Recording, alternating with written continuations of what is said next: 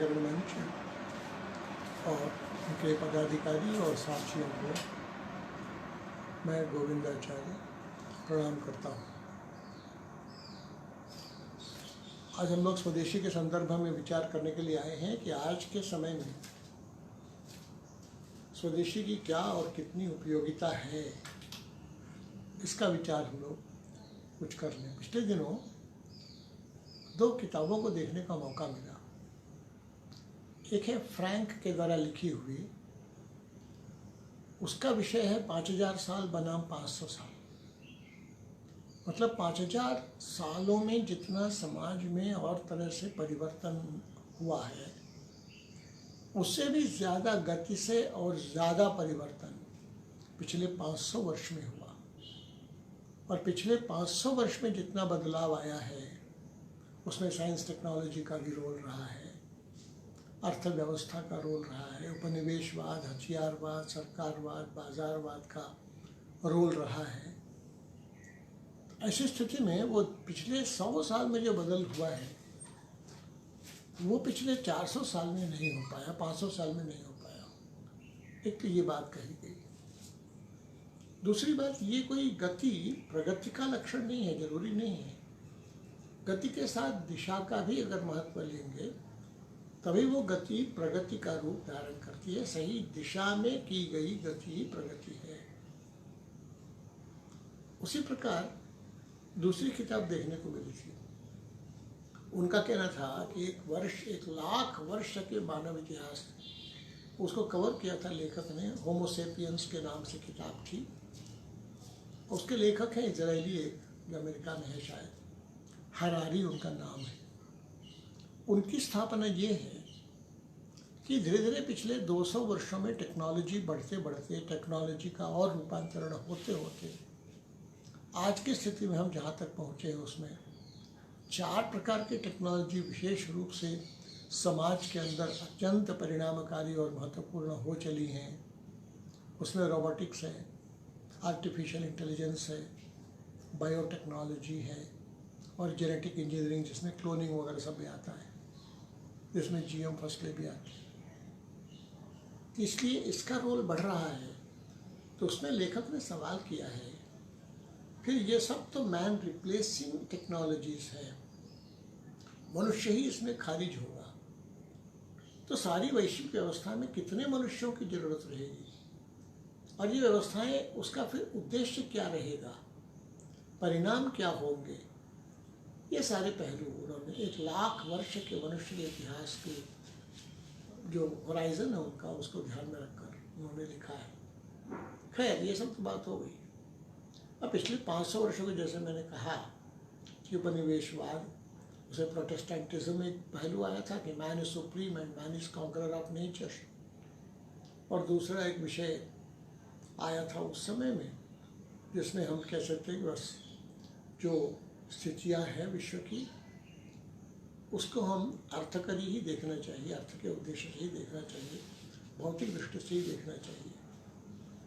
हम जब सोचते हैं तो लगता है कि फिलॉसफी से उपजती है आइडियोलॉजीज में से उपजते हैं नेशन स्टेट्स, उसमें से उपजते हैं लाइफ के गोल, जीवन उद्देश्य से होता है जीवन मूल्य, और जीवन मूल्य से फिर तय होता है जीवन आदर्श, किनका अनुकरण करें।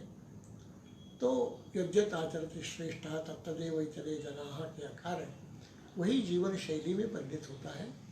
उस जीवन शैली को अकॉम्प्लिश करने के लिए पॉलिटिक्स और इकोनॉमिक्स की भूमिका होती है, और पॉलिटिक्स और इकोनॉमिक्स के आउटपुट को ऑप्टिमाइज करने के लिए टेक्नोलॉजी और मैनेजमेंट, इसकी भूमिका होती है। और ये सब जब मानव केंद्रित हुई तो हम 500 वर्षों में पहुँचे कहाँ तक, तब समझ में आता है कि आज से 20-30 साल पहले ही अगर $1 से कम में जीने वाले लोग दुनिया में 600 करोड़ में से 65 करोड़ लोग थे, अब के समय में तो 135 करोड़ लोग हो चुके हैं 700 करोड़ में ही। पहले 70% संपदा 30% की मिल्कियत थी, अब 80% संपदा 20% की मिल्कियत हो चुकी है। भारत का ही ले लें तो पिछले 50 वर्षों में 60% जैव विविधता का नुकसान भारत भुगत रहा है। वैसे तो हम दुनिया की 16% बायोडाइवर्सिटी की किस्मों के हम ही रक्षण करते हैं, भारतीय में ही रहते हैं। तो 16% of biodiversity resides in the land of Bharat, जबकि भारत दुनिया का मुश्किल से 2% लैंड मास बनता है। तो हम ये देखेंगे तो किसके लिए हुआ, कितना हुआ और अंत में क्या उसमें से घटा, तो पलायन देख रहे हैं, माइग्रेशन देख रहे हैं, नेशन स्टेट्स कंसेप्ट का डायल्यूशन देख रहे हैं, 2 विश्व युद्ध इस बीच हो चुके, ये हम देख रहे हैं। अंत में पाए क्या, दुनिया को क्या मिला, भारत को क्या मिला? भारत की 1% आबादी 57% संपदा का हकदार मालिक बनकर बैठी हुई है। अभी सबसे हाल में जो हुआ प्रवासी मजदूरों की अकल्पनीय व्यथा कथा क्या हमें बताती है? जरूरत ही क्यों पड़ी उनको वहां जाने की? मतलब कहीं ना कहीं हमारी सोच में, स्थापनाओं में, अवधारणाओं में कहीं तो दोष है। श्रीमद् भगवद गीता में केवल मनुष्य की बात तो कभी नहीं कही। सुहृद सर्वभूता नाम कहा, सभी भूतों के लिए। सर्वभूत हिते रताः कहा, सभी भूतों के संदर्भ में कहा। सर्व मानव नहीं कहा, सुहृद सर्व मनुष्य नाम केवल नहीं कहा, नहीं। इसलिए हमने तो उसको एक होलिस्टिक ढंग से, समग्र रूप से लिया है, विचार किया है। सारी सृष्टि के एक अखंड मंडलाकार स्वरूप की हमने अवधारणा को स्वीकार किया है, जो सत्य भी है। इन सब में सबका परस्परानुकूल जीवन रहे, यही जीवन सही है, ऐसा मानते हैं। सुख भी केवल भौतिक सुख से शांति और आनंद नहीं मिल सकता, ये भी भारत ने अनुभव किया है। इन सब संदर्भों में देखेंगे तो 500 वर्ष में हुआ था मानव केंद्रिक विकास, उसका भी नतीजा हमने देखा। और इन सब में भारत फिर भी उपनिवेशवाद के चंगुल में उतना नहीं नष्ट हो पाया, हथियारवाद में भी नहीं हो पाया, बाजारवाद में भी अभी तक नहीं हो पाया। देश की जो भी आर्थिक, सामाजिक, सांस्कृतिक रचनाएं हैं, वो सब देशज परंपरा का सम्मान करते हुए ही हैं और उन्हीं के कारण भी हैं। आज भी परिवार इकाई सबसे सबल है, आर्थिक दृष्टि से भी। आज भी हाउस होल्ड सेविंग सबसे महत्वपूर्ण पक्ष है अर्थव्यवस्था का। आज भी सामान्य भारतीय तरीके से जीने की कोशिश करता है। पारस्परिकता, पारिवारिकता, अन्यों की भी चिंता करना केवल अपनी नहीं, अभी तक बनी हुई चीज़ है। ये भारत की अपनी विशेषता है। इसका अगर हम ध्यान रखते हैं तो जो रचनाएं उभर कर हमको सामने आती हैं, उसमें समझ में आता है कि हमको जिस दिशा में आगे बढ़ना है, वो तो उसको स्वदेशी ही विचार कह सकते हैं, स्वदेशी का ही अधिष्ठान कह सकते हैं। अब दुर्भाग्य ऐसा हो गया, गांधी जी ने वो 1909 में हिंद स्वराज की जो बात की थी, उसमें यही सभ्यता मूलक तथ्य उन्होंने उठाए थे। उन्होंने यूरोपीय चिंतन और यूरोपीय सभ्यता को शैतानी सभ्यता ही करार दिया था। वो कभी भी अपने लिए वरेण्य नहीं था। गांधी जी की जो हिंद स्वराज की प्रासंगिकता है, वो भी वही अवधारणा है जो राम राज्य की है। और राम राज्य का भी आप अगर वर्णन सुनिएगा तुलसी के रामचरितमानस में, उसमें यही लगेगा, दैहिक दैविक भौतिक तापा, राम राज काहू नहीं व्यापा। केवल इतनी बात नहीं है, उसमें तो ये कहा कि सारे ही कूप, तड़ाग, सरोवर जल से भरे हुए, सारी ही हरियाली, ठीक समय पर ही वर्षा होती। इस प्रकार उन्होंने वर्णन किया है, सारे ही फल फूल से लदे हुए पेड़, झुके हुए पेड़, सारी ही जमीन और वर्षा के कारण सुभिक्ष की स्थितियाँ। फिर इन सब का होते हुए समुद्र भी रतन उड़ेल कर जाता। रतन प्राचीर में या फुटपाथ पर, मानो पेवमेंट्स में जड़े हुए और पूरे बाजार माल से भरे हुए, और माल का कोई दाम नहीं। जिनको ज़रूरत वो आए, और उन्होंने दुकान में जो भी माल स्वीकार किया अपने लिए वरेण्य मान, तो बनाने वाले उत्पादक का उसमें ही समाधान कि हाँ हमारे मांग की स्वीकृति हुई है। ये जो इकोनॉमिक अरेंजमेंट समाज के लिए, उसका आधार क्या? सब नर का नहीं, परस्पर प्रीति, एकात्म, संपन्न, समता युक्त, पारिवारिक भावना से युक्त, आध्यात्मिक प्रेरणा से युक्त कि क्या हम लेकर आए थे, हम क्या लेकर जाएंगे, मुट्ठी बांधे आए थे, हाथ पसारे जाएंगे, और हमारा चरम लक्ष्य क्या होगा। तो खाओ पियो मौज करो मर जाओ ही जीवन का लक्ष्य नहीं है, इससे परे भी है। इससे परे क्या है? उस परम का साक्षात्कार, यही जीवन लक्ष्य हो सकता है।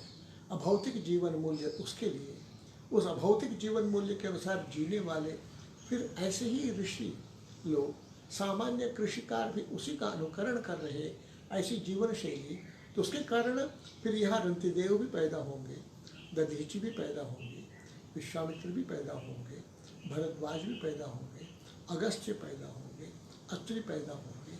ये सब तो स्वाभाविक है। और उसी परंपरा का निर्वाह करते हुए भारत सदियों से चला आया, सबसे ज़्यादा समृद्ध, और वो समृद्धि भी अहिंसक समृद्धि। उसमें कष्ट किसी को न हो, सबका ख्याल रखते हुए, सबकी चिंता करते हुए, सबका सुभिक्ष, सबका योगक्षेम, इसका ख्याल करते हुए हम तो लगातार चले आए, 1000 साल चले आए।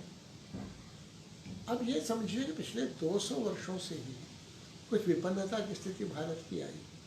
नहीं तो 200 वर्ष पहले भी भारत दुनिया के सबसे धनी देश रहा है।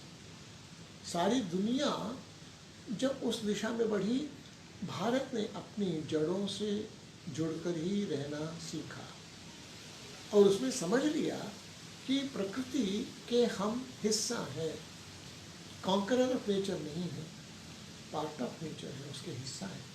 इस प्रकृति का अगर देखें तो पंचमहाभूत, पंच तन्मात्राओं से युक्त और उसके कारण निर्मित ये प्रकृति है। उसमें सभी पंच महातत्व और पंच तन्मात्राएं अपने स्वभाव में स्थित हो, यही तो प्रकृति का आधार है।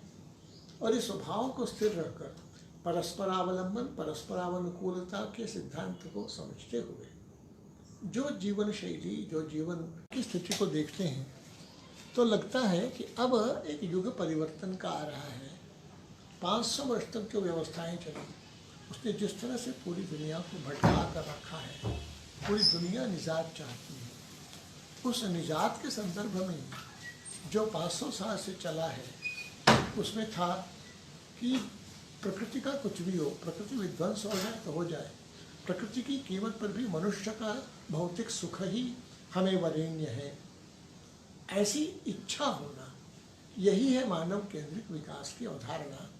बाकी सब जीव जंतु जाए तो जाए, सब तो सारी सृष्टि बनी है मनुष्य के लिए, मनुष्य के सुखोपभोग के लिए विधाता ने सृष्टि की रचना की हुई है।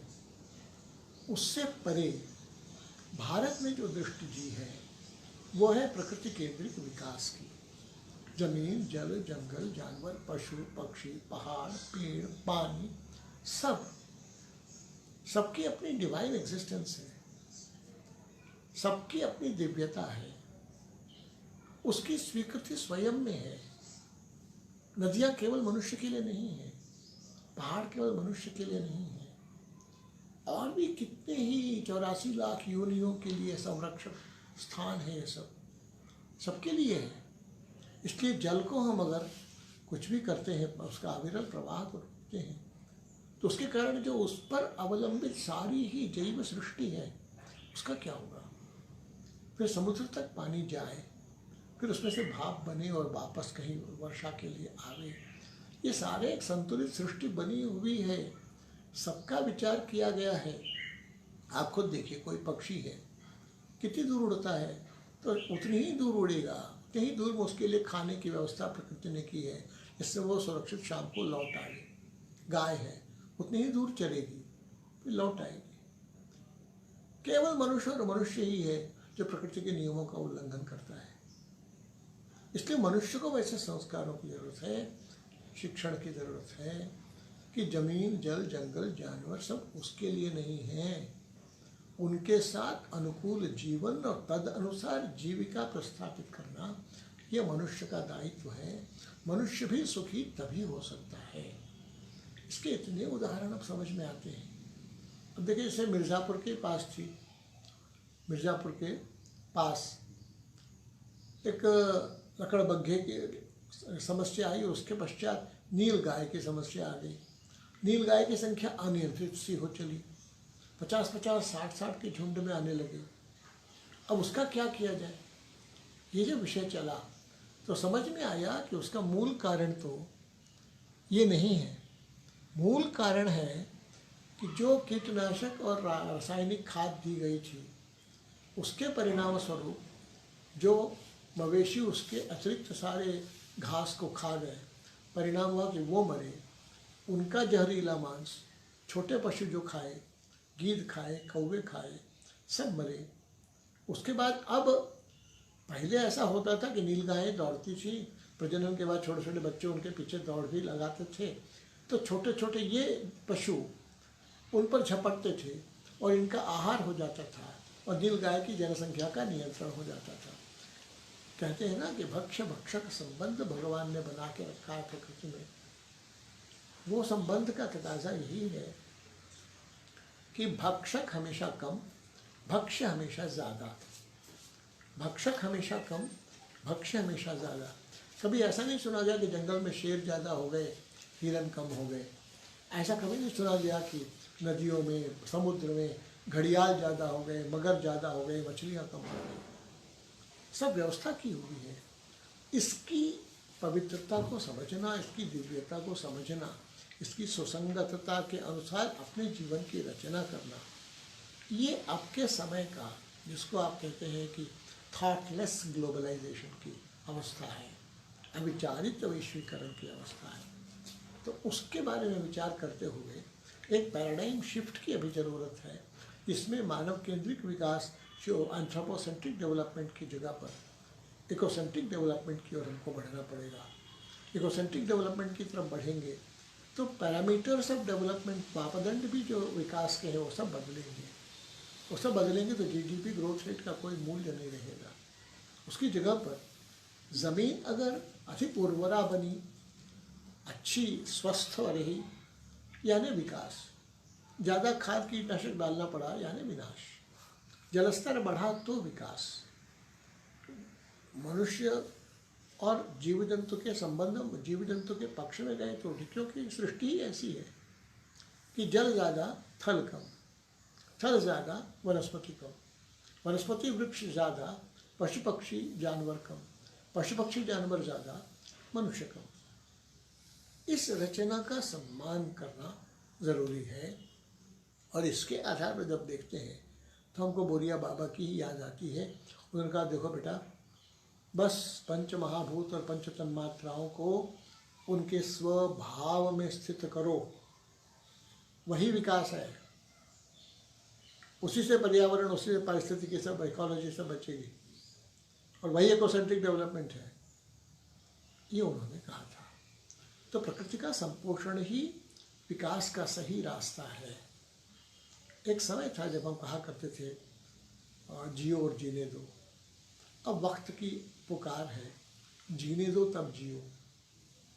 जब बाकी भी जिएंगे तो उनके अनुसार और उनके अंतर्गत हम भी एक एंटिटी है सृष्टि की, हम भी जी लेंगे। ये मोटे तौर पर संकल्पना प्रकृति केंद्रिक विकास की है। इसके आधार पर मापदंड, इसके आधार पर व्यवस्था, ये सब तो हो जानी थी तब जब अंग्रेज छोड़कर गए थे। वहीं तो चूक गए, गलत पटरी पर हम चले गए। उस समय की ये ज़रूरत थी कि हर देश ऐसे ही करता है। जब उपनिवेशवाद से मुक्त हुआ, अंग्रेज़ों को भगाया सबने मिल करके, तो उसके बाद तो पहला यही देखते, जैसे घर का होता है ना, घर में कोई कब्जा करके बैठ गया था, हम उसको भगा दिए। अब हम घर के मालिक देख रहे हैं तो पहले तो यही देखेंगे ना कि नाली वाली ठीक है कि नहीं, कहीं चू तो नहीं रहा है छत, कहीं खिड़की दरवाजे कमज़ोर तो नहीं है, कहीं कोई ईंट तो नहीं खसक गई है, कहीं फर्श तो ठीक है ना। पहले यही सब करते हैं। ये सब करने के बाद तब आगे फिर इंटीरियर डेकोरेशन क्या होगा, झाड़ फानूस कौन से लगाएंगे देखते हैं। भैया पहले लंगोटी पहनी जाती है, बाद में टोपी का इंतजाम होता है। ये हमको करना था। वो हम न करके जो विदेशी अंग्रेज हमको सिखा गए, उनके जलवायु और बाकी के अनुकूल व्यवस्थाओं को यहाँ लाद गए, ठंडे मुल्क की व्यवस्था को गर्म मुल्क पर लाकर लाद दिया। हमने उसको प्रगति के नाम पर अपनी आत्मविस्मृति के कारण अनावश्यक रूप से स्वीकार किया। उसके कारण ऐसी स्थिति बनी मानो देसी मुर्गी विलायती बोल, कौआ के मुंह में सुआ के लोल। ऐसी स्थिति हमारी बनी, विद्रूपता की स्थिति बनी, और आज हम न उधर के हैं न इधर के हैं। ऐसी स्थिति में अपने अधिष्ठान को हम न भूलें, अपनी राह हमको खुद गढ़ना है। भगवान ने सारे ही देशों को अलग अलग प्रश्न पत्र दिए हैं, अपनी प्रतिभा से ही उसका उत्तर ढूंढना पड़ेगा। ये तो दो दोस्त थे, परीक्षा के लिए गए थे, एडजस्टमेंट कर लिया था, जो ज़्यादा अच्छा पढ़ता है वो आगे एक सीट पर बैठेगा, जो कम पढ़ पाता है वो पिछले सीट पर बैठेगा। आगे वाला इस प्रकार कॉपी लेकर बैठेगा कि पीछे वाला देख करके लिख ले, अपना भी कल्याण कर ले। बैठे लोग, ठीक निभ भी गया, नकल भी ठीक हो गई। अब रिजल्ट आया, अगले वाले को 80 नंबर मिले 100 में से, पिछले वाले को कुछ नहीं मिला, 2 नंबर मिले। अब सवाल सबने कहा नहीं, हम तो वही लिखे थे जो उससे लिखा था। ऐसा कि सब दोनों मिलकर प्रिंसिपल के पास गए, कॉपियाँ निकाली गई। वास्तव में बात तो ठीक है, जो उसने लिखा था आगे वाले ने, वही पीछे वाले ने पूरा पूरा शब्दशः लिखा है। तब कहाँ अटक गई, तब समझ में आया, आगे वाला कक्षा 8 का था, पिछला वाला बैठा कक्षा 7 का था। आगे वाले का पेपर इतिहास का था, पिछले वाले का पेपर भूगोल का था। इसने नकल तो भरपूर कर लिया, तो इतिहास की नकल कर ली, भूगोल का क्या हुआ तो उसने सोचा ही नहीं। इसलिए नकल करने से बात नहीं बनेगी, अपने अध्यवसाय से, अपनी समझ। तो जब हम इसको देख लें तो आज़ादी के बाद तो सबसे पहले हमको अपनी ज़मीन ठीक करना था, अपनी खेती को ठीक करना था, अपनी जल व्यवस्था को ठीक करना था। जो जंगलों का सारा अधिकार अंग्रेजों ने, सरकार ने ले लिया था फॉरेस्ट डिपार्टमेंट के नाम से, हमको आदिवासियों को उसमें सहभागिता देनी थी। आदिवासियों की ज़मीन के नीचे अगर खदान है तो उसकी संपत्ति का मालिक वो क्यों नहीं बन सकता था? ऐसा क्या हो गया, आप स्वयं सोचिए। भारत में कोई लोहार टाटा का स्थान नहीं ले सका, कोई बुनकर ओनली विमल क्यों नहीं बन पाया, कोई बढ़ई फर्नीचर का बहुत बड़ा क्यों नहीं बन पाया? सोचिए, वो क्या कारण था कि केवल व्यापारी उद्योगपति की तरफ चले गए? कारीगरों का क्या हुआ? वो मजदूर बनकर रहे, आप प्रवासी मजदूर हो गए, दर दर भटक रहे हैं। कहाँ हम चूके? तो इन सब को जब आप देखेंगे तो लगेगा हम तो चूक गए वहाँ। अब अंग्रेजों को दोष देने से काम नहीं चलेगा। अंग्रेज जब तक थे तब तक उनको दोषी ठहराया, ठीक किया, लेकिन 1950 के बाद क्या? तो हमको करना था ना। गांधी जी ने तो बता के भी रखा था हिंद स्वराज में सारा ही कुछ। गांधी जी ने भारत की अंग्रेजों के भगाने के बाद की पुनर्रचना के बारे में बहुत विचार किया था। तो जैसे कुमारप्पा का क्यों नहीं विचार किया गया? फिर आप सोचें, बुनियादी तालीम की क्यों नहीं बात की गई? फिर से सैनिक शिक्षा है, अनुशासन शिक्षा है, नैतिक शिक्षा है, धार्मिक शिक्षा है, ये सब कहाँ चले गए? भारतीय भाषाओं का क्या हुआ? भाई भूगोल से तय होता है, इतिहास से तय होता है भाषा, भूषा, भोजन, भवन, भेषज और भजन। क्या हुआ इन बातों का? हम कहाँ फंस गए? तो 70-75 साल हम किस दिशा में चले गए? हम कुछ जाना था, कहीं पहुंच गए कहीं। विनायकम प्रकुर्वाणो रचयामा सब आना रहा, बनाने चले थे गणेश, बन गया बंदर। अब तो समझे, अभी भी जब हमको बढ़ना है तो भैया जब जगे तब सवेरा। आप गौर करिए, वियतनाम हो और देश हो जो हमारे बाद उपनिवेशवाद से या विदेशियों से मुक्ति पाए किसी तरह से, सब ने पहले जमीन, जल, जंगल, जानवर की बात की है। सब ने उन व्यवस्थाओं को ठीक किया है। हमारे देश में ऐसा कुछ हो गया कि गांधी जी की लाइन पर जाने की बजाय नेहरू जी की लाइन पर चले गए। नेहरू जी को अमेरिका, इंग्लैंड के लोकतांत्रिक व्यवस्थाओं पर बहुत भरोसा था।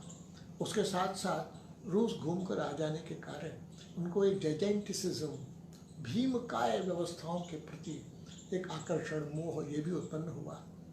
इसलिए भारत की मूलभूत ज़रूरत को समझकर, मूलभूत संपदा के प्रति आस्था रखकर, भारत के जन के प्रति आत्मविश्वास से भरे हुए रहकर, उसके प्रति आदर रखते हुए, सामान्य सा दिखने वाला व्यक्ति वो परंपरा में पगा है, उस देश की परंपरा में जो 200 साल तक भी दुनिया का सबसे धनी देश रहा है, दरिद्र नहीं रहे हैं, सारी दुनिया को सिखाया है। भारत समृद्ध हुआ तो दुनिया को भी सुसंस्कृत बनाया। यूरोप समृद्ध हुआ, युद्ध, हिंसा, विनाश और मृत्यु का ही सामना विश्व को करना पड़ा। इस सत्य को समझकर भारत को अपना जिम्मा निभाना है। जिम्मा निभाने के लिए हमको अपने अधिष्ठान पर खड़ा होना है, अपने तय सोचना है, अपनी भाषा, भूषा, भोजन, भवन, भेषज, भजन को महत्व देना है, सम्मान देना है, अपने विचार और शैली के प्रति अभिमान रखते हुए, अन्यों के प्रति सम्मान रखते हुए संवाद स्थापित करना है। संवाद के आधार पर सहमति के बिंदुओं पर सद्भाव से सहयोग करना भी हमारा धर्म बनता है। वही तो गुरुत्व का तकाजा है। भारत तो नैसर्गिक रूप से प्रदत्त है, गुरु स्थान के लिए ही आसीन। इसमें हम रास्ता दिखाएं और प्रकृति केंद्रित विकास, राम राज्य, तुलसी का हो या गांधी जी का हो, सब एक ही बात है, पर्यायवाची है लगभग। और यही युग परिवर्तनकारी प्रस्थापना है, यही मैंडेट है विधाता का भारत के। क्योंकि भारत किसी का नहीं, भारत राम का भारत है। राम राज्य उसकी बुनियादी अभिप्सा है, राम राज्य का मधुर स्वाद उसका अनुभव है। इसलिए हम इस दिशा में जाएंगे तो जब जगह तब सवेरा, और कमाल करते ही देर नहीं लगेगी। और ग्रोथ रेट की बात कौन से कह रहे हैं? क्या 2%, 4%, फिर 7%? बहुत रेलिवेंट बात है। 25% भी ग्रोथ रेट हो सकती है। इसलिए हम उसके पक्ष में न पड़े, हम इतना देखें, जमीन, जल, जंगल, जानवर के साथ जन का अनुकूल जीविका और जीवन ये स्थापित करना विकेंद्रित आधार पर। भारत तो इतना समृद्ध है मित्रों, 127 इको एग्रो क्लाइमेटिक जोन्स हैं भारत के, 750 से ज़्यादा ज़िले हैं। हम इस सिद्धांत को समझ लें, हमारा गांव हमारा देश, हमारा ज़िला हमारी दुनिया, सबको भोजन सबको काम।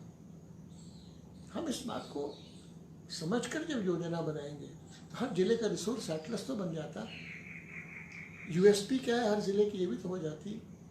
हर जोन की तदनुसार बात होती, तदनुसार राजनीतिक व्यवस्था और आर्थिक व्यवस्था का विकेंद्रीकरण की ओर तो हमारा दिमाग जाता। उसमें नए नए प्रयोग होते, उसमें बाइफोकल विजन के साथ हम आगे बढ़ते। और अभी थोड़े समय में हम ये काम करेंगे। हम यू टर्न नहीं ले सकते हैं क्योंकि काल बीत चुका है, टेक्नोलॉजी का बहुत बड़ा कचरा अंबार सब अपने ऊपर लद गया है। गलत परंपराओं और समझ और आत्मविश्वासहीनता का बोझ लाद दिया गया है, उन सबको झटकारना है। इसलिए झटकारने में यू टर्न नहीं, लंबा आर्च लेकर हमको मुड़ना पड़ेगा। लेकिन जड़ों से जुड़ने का संकल्प जरूरी है, अपने प्रति अभिमान जरूरी है, स्वत्व बोध, उसके आधार पर स्वाभिमान, उसके आधार पर आत्मविश्वास, उसके आधार पर परिश्रम की पराकाष्ठा। यही प्रकृति केंद्रित विकास का नियमबद्ध, चरणबद्ध प्रयास का तरीका होगा, ऐसा मैं मानता हूँ। धन्यवाद।